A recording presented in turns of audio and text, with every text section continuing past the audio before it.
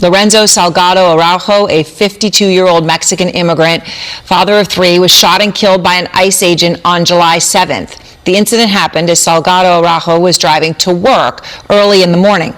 But what have they told you about this report and the results on this substance? It was not a narcotics, not illicit drugs, and we both said, well, we knew that already, but now it's official. We know definitively it's negative for narcotics and controlled substance. I believe the result Monday, or the lab result, will tell us what it actually was. But welcome back to Clips News Channel. Today, we are diving into major developments surrounding U.S. immigration and customs enforcement, following back-to-back fatal officer-involved shootings in Maine and Texas. In this clip, Border Czar Tom Homan responds to growing public and congressional scrutiny regarding ICE officer vetting practices, tactical training, body camera deployment, and the temporary pause on vehicle enforcement stops. As lawmakers and civil rights advocates press for full transparency and stricter oversight, Homan addresses the ongoing internal investigations and defends the agency's operational protocols. Without further delay, let's jump straight into the video. Court documents reveal one of the ICE officers connected to the fatal shooting in Maine was accused of abuse by two ex-wives. One of his ex-wives told my colleague Erin Burnett that she experienced severe domestic violence in her marriage and that he always displayed violent behavior, and even that if anything ever happened to her, he'd be the one to look at. I should say he denied the allegations, but at one point a judge ordered him to temporarily relinquish any firearms. Should someone with those issues be an ICE agent? No, if those are facts, I don't think he should ever cleared vetting. When they hire somebody, put them through a vetting process and look at all that stuff. So I know based on that information, that's part of the ongoing investigation. How did the vetting process fail? Was that information not available? Did they not know? So there's a separate administrative investigation on what happened here. Did we have that information? Did we not have information? But a vetting process, if that was factual, he would have almost impossible time to pass vetting. So does that raise questions about ICE's vetting procedures, especially as it has, in the past several months, ramped up its law enforcement officers who are around the country looking for undocumented immigrants? Well, look, ICE has about 30,000 employees. They all go through vetting. This is a kind of a rare instance. But again, it's under review. There's several things under review, right? The training is under review. And I know that the acting ICE director now, David Ventrella, has added additional training, because I'm one that supports you can't ever have too much training.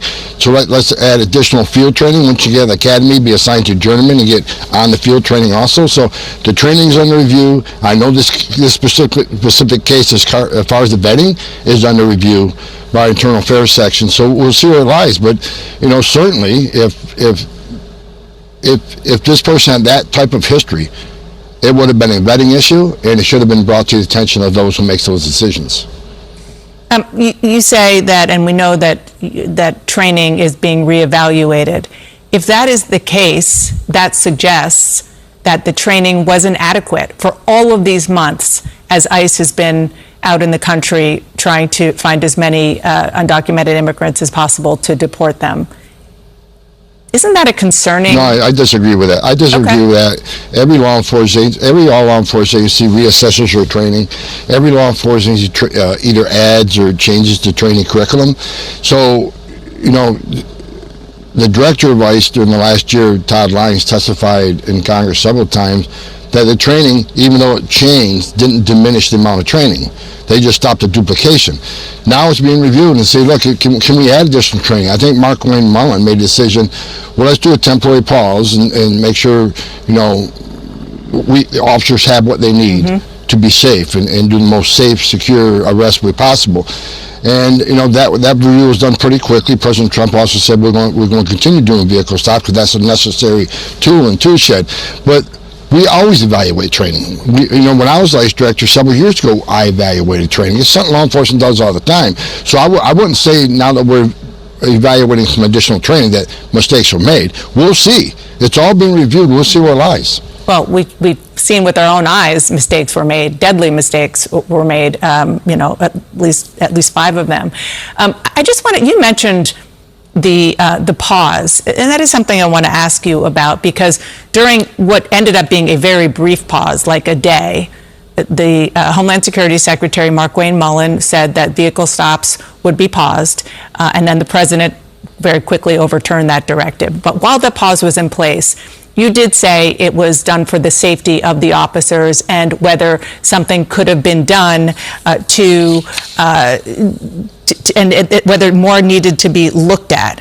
So my question for you is, how is it possible that all of that got accomplished in just the one day that the pause existed? Because it's still being reviewed. I mean, the acting director of ICE did make some immediate changes. Right now, on all vehicle stops, there's at least one body camera on site to record the entire event. Journeyman agents are assigned to each stop. So it's still under review, but we're going to continue doing the stops, but there's been changes to help improve the experience of people who are on those stops. So even the pauses, it's all under review. The training's under review. The stops under review. David Ventrell has constant communication with the field office directors on, and reassuring that the officers out there are doing the right thing. So the review hasn't stopped. We just haven't stopped the vehicle stops because those changes have already been made. So we're going to continue doing those stops. Changes have been made. Like what? Like I just said, we've got to make sure that on every vehicle stop, David Ventrell sent an instruction out. They want at least one body camera on those vehicle stops. So, we have everything on video. So whether the officer did something right or did something wrong, whether the alien did something right or wrong, it's on video. And I'm a big supporter of video cameras. Yeah. I'm a big supporter because I want the American people to see what that officer saw when he took whatever action they took.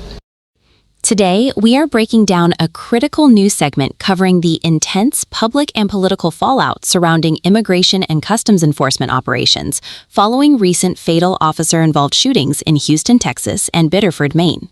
In this coverage, CNN anchor Dana Bash leads the reporting on State of the Union, pressing White House border czar Tom Homan on rapid policy shifts, accountability measures, and field training standards governing federal agents across the country. Throughout the segment, Dana Bash focuses on 4 major lines of questioning that get directly to the core of federal oversight and public safety. The first major question raised by Dana Bash centers on the sudden policy shift regarding ICE traffic stops. Bash highlights the mixed signals coming out of the administration, asking why the Department of Homeland Security issued a temporary suspension on high-risk vehicle stops, only for President Donald Trump to swiftly overturn that directive a day later.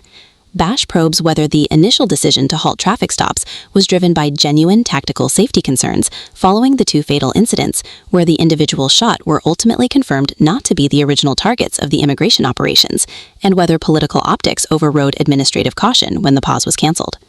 Next, Dana Bash challenges Homan directly on officer transparency and body-worn camera usage. She asks why officers involved in both the Houston and Maine shootings were not wearing body cameras, despite repeated administration promises and funding allocations to expand camera usage across field offices.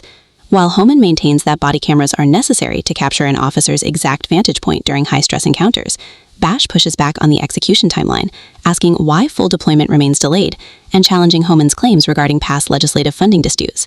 Another central line of questioning from Dana Bash focuses on recruit vetting and training standards. Bash asks how the administration justifies rapid hiring pushes when initial academy training hours were previously reduced before being restored back to a 71-day standard. She presses on how ICE ensures proper tactical judgment, de-escalation skills, and vehicular stop procedures when agents are deployed quickly into high-stress public environments without standardized continuous field training. Finally, Dana Bash examines public compliance versus escalating political rhetoric. In response to Homan's claims that public officials are inciting resistance by criticizing ICE actions, Bash challenges the administration on whether unmarked vehicles and unbadged enforcement tactics contribute directly to public confusion and fear during field encounters. Overall, the segment provides crucial insight into how federal agencies balance field tactics, transparency, and high-profile political scrutiny during active immigration enforcement operations. For further context on how these Sunday news interviews unfold between federal officials and CNN hosts, you can view this clip of Dana Bash interviewing border czar Tom Homan, where she challenges him directly on ICE tactics and field oversight. Major twist in the investigation into the fatal ICE shooting in Houston. Lorenzo Salgado Araujo, a 52-year-old Mexican immigrant, father of three, was shot and killed by an ICE agent on July 7th. The incident happened as Salgado Araujo was driving to work early in the morning. But tonight, the family is pushing back on an FBI search warrant. Now, that warrant had claimed illegal drugs could have been inside the van Lorenzo was driving. The warrant specifically read, the packaging and appearance of the controlled substance in the target vehicle is consistent with methamphetamine. Now, according to the Harris County District Attorney, who is conducting an independent investigation, the preliminary test results are back and show that it was not drugs. Ruby Powers is out front now. She is the attorney for Lorenzo Salgado Araujo's brother, who is in ICE custody, was with him that day in his ICE custody. And I want to ask you about him because it's been almost 3 weeks and he's still in custody, Ruby. I just want to start off, though, with the fact that I know you've had a chance to speak with Lorenzo's family.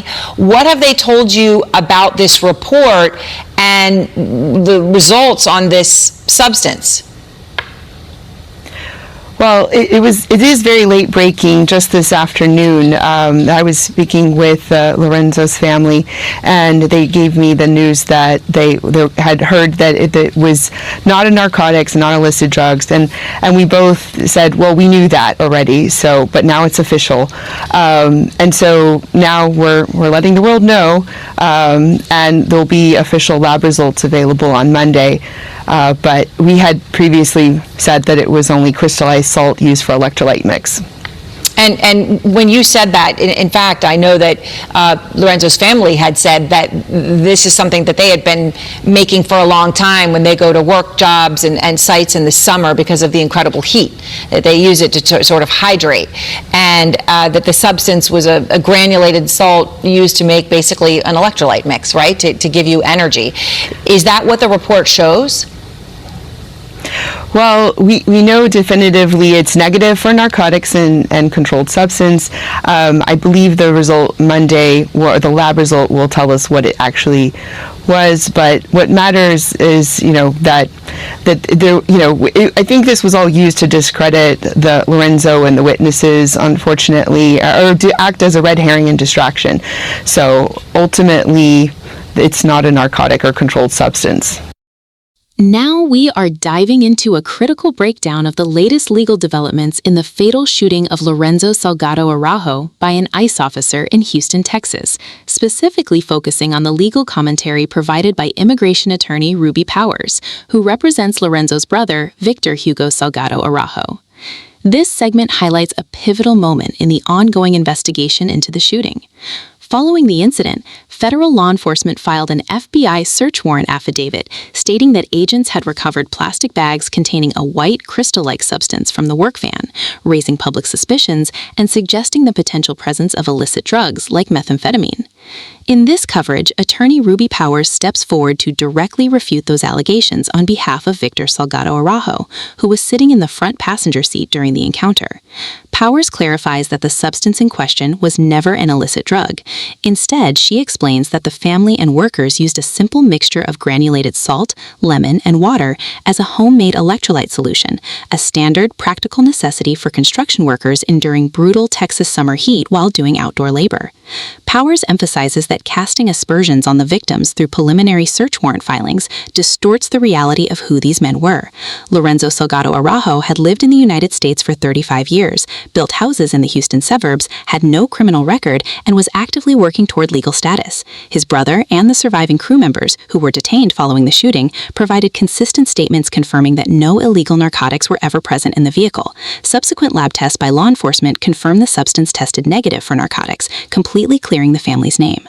Beyond addressing the drug allegations, Powers pushes the legal commentary toward the central issue of government accountability and the use of force. She argues that regardless of what initial search warrants claimed, the fundamental fact remains that federal agents used deadly force against an unarmed construction worker who was not even the original target of the immigration operation. As Powers succinctly points out, law enforcement cannot operate under a shoot first and ask questions later standard. This video segment provides essential context on how legal representatives are fighting back against official narratives, demanding transparency for surviving family members, and insisting on independent oversight when federal operations result in tragic loss of life. Thank you so much for watching. If you found this legal analysis helpful and want to stay updated on ongoing coverage like this, please hit that like button, leave a comment below with your thoughts, and subscribe to the channel for more breakdown videos.